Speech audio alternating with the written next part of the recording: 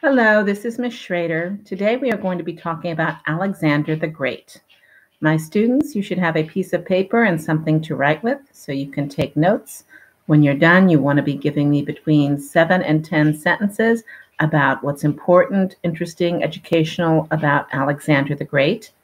Right now you're looking at a sculpture that is one of the more famous ones that is supposed to be of him.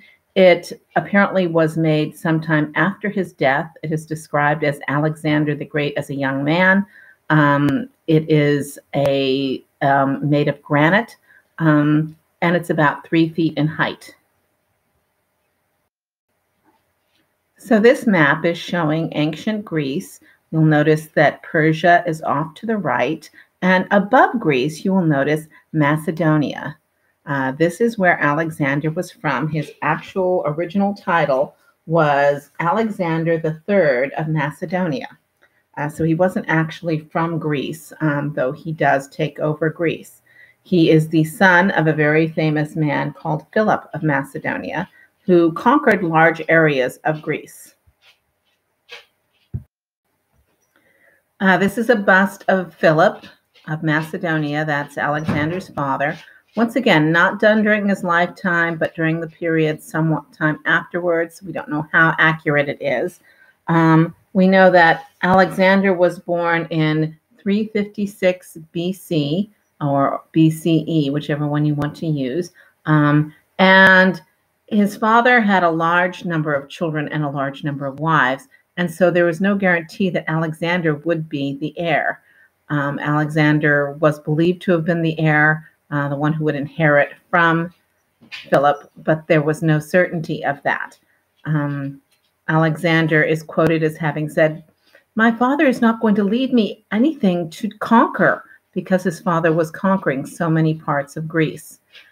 We need to speak a little bit about the word Hellenistic or Hellenist. This refers to the period of time after Macedonia comes into power and the Greeks began to take over large swaths of the areas around the Mediterranean. People were developing Greek-styled cultures, which is called Hellenistic after Helen of Troy. So the people who are practicing this Greek-style culture aren't necessarily Greek, but they've decided they like the Greek culture so much. Philip and Alexander both were Hellenists. They liked the Greek culture so much that they not only conquered Greece and other places, but they wanted to take Greek culture to everybody. This picture, which is a much more modern picture, is showing Alexander on the right being tutored by the Greek philosopher Aristotle, who is on the left. Aristotle was famous as a philosopher, a scientist, things like that.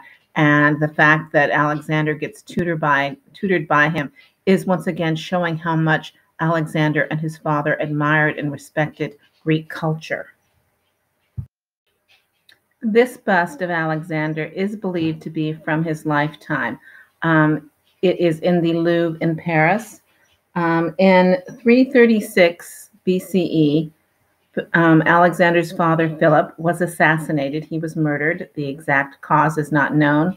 There is an argument that Alexander's mother, Olympia, arranged for it to happen because she was worried that Philip might pass Alexander over to be taking over for him. But Alexander takes over all of his father's lands, but in order to keep them, he has to make sure that he gets control of them very quickly. He makes sure that he is conquering these lands and that the people who were hoping to get free of him will not. So he takes battles into Thebes, Athens, Thessaly, and Thrace, and basically makes sure that these people know that they have been conquered and they are being controlled by Alexander.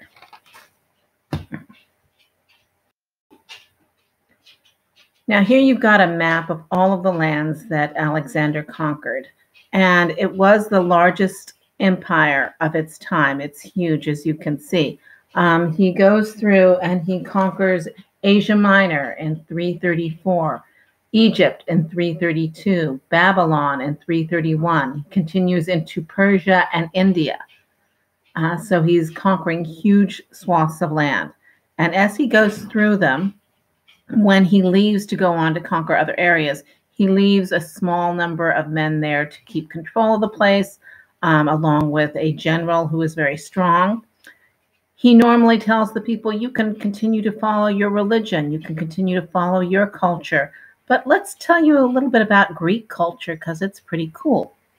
He also would normally marry one or two of the king's daughters. And so he had lots of different wives, but normally, having married them, he would leave them there. He would allow them to continue to follow their gods, but he would suggest to them that they could worship him as a god and things like that, and add in the Greek gods for their gods. So as he goes along, his people are really allowing the people who are being conquered to make this choice about how they want to do things. So they get into northwest India, just in the northern part, as you can see. And his soldiers say, we've had enough. We're tired. We don't want to do this anymore. We've been doing this for 10 years, traveling and conquering and conquering and traveling. And we would like to go home. And we've got lots of cool stuff to give to our families, but we want to leave. Alexander supposedly gives a beautiful and eloquent speech trying to convince them. But in the end, they say no. And so Alexander has no choice but to turn his army around and head for home. This is another famous picture of Alexander. This is a mosaic done many years after his death during the Roman period in the city of Pompeii. So it's long after his death, but it's a very famous one. He and his army began to head for home. And you have to keep in mind that even though he was only 32 years old, he had lived a very rough, hard life. He's soldiering. He apparently drinks a lot. And he's really pushing himself to the limit at all times. They get to Babylon. And on June 11th, 323 BC, he dies. The exact cause of his death is not known. Once again, there are stories of poisoning, but for the most part, it's assumed that he just lived too rough a life. As he was dying, he's asked, who should inherit your empire?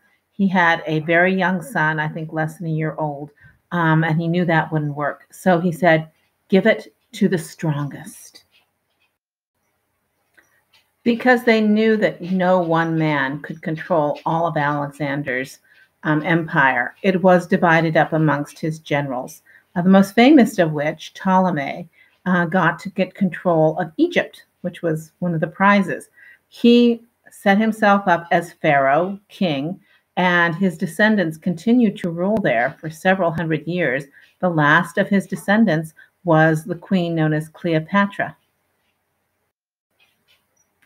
This is a Babylonian astronomical diary announcing the death of Alexander, and it is currently in the British Museum in London. In his lifetime, Alexander, as he was traveling through doing his conquering, he built 20 cities, all of which were named Alexandria. And after his death, the original plan was to take him back to Macedonia to be buried, but Ptolemy arranged for him to be taken to the most famous of the Alexandrias, the one in Egypt, which still is standing. And he was taken there to be buried. Many ancient leaders went to the tomb of Alexander in their lifetimes. He was prayed to as a god. They went to him to ask for him to bless them as they went off into battle, etc. But in time, the tomb was lost to history. We don't know exactly where it was. This image is from something called the Alexander sarcophagus. And it's not called that because they think he was buried there. It's called that because this is an image of him at the Battle of what's called Issu, I think. So he's the guy on the far left conquering some other people. All right, my students. Now that we are done talking about Alexander, you're going to be giving me between 7 and 10 sentences about what you found interesting, important, and educational. Thank you.